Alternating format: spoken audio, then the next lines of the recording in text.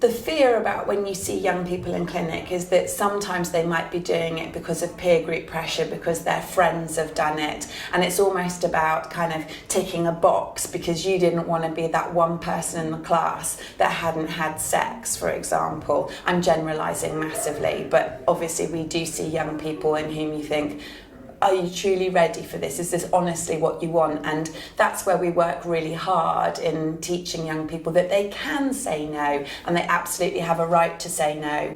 But if you have a young person before you who is having sex, it's part of my job to make sure that they're having safe sex, and that also means that they're having good sex. I think welfare and pleasure absolutely go together, because your own health and well-being is very much linked in with pleasure, isn't it? And if you're having sex that isn't good, which is often the case when people first embark upon sex, it isn't great. And it's really important that you talk to people about that.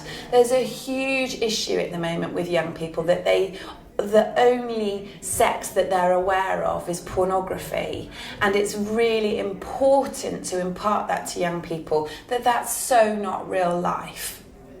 Absolutely not real life. And that's not the way it goes. And often it takes a really long time to know what you enjoy when it comes to sex. And it takes a lot for a person to say, this is what I like and this is what I don't like. Of course, that's part of my job. It's not just about, I'm going to test you for chlamydia, goodbye. First of all, I think if you don't talk about pleasure, perhaps no one will ever talk about pleasure.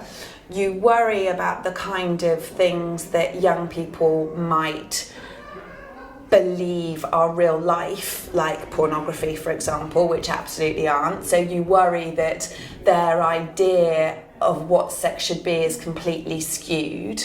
And so it's very much about taking that opportunity to talk about pleasure and I think reinforcing that if you're going to have sex, you're totally entitled to have good sex. No one should put up with bad sex. I think people do it all the time for fear of actually going to speak to someone about it. And the worst thing is that people put all kinds of things into the internet and come up with all kinds of nonsense, and actually they should just go and see someone that talks about sex all the time and have a full and frank discussion, because there's really nothing you can't talk to us about.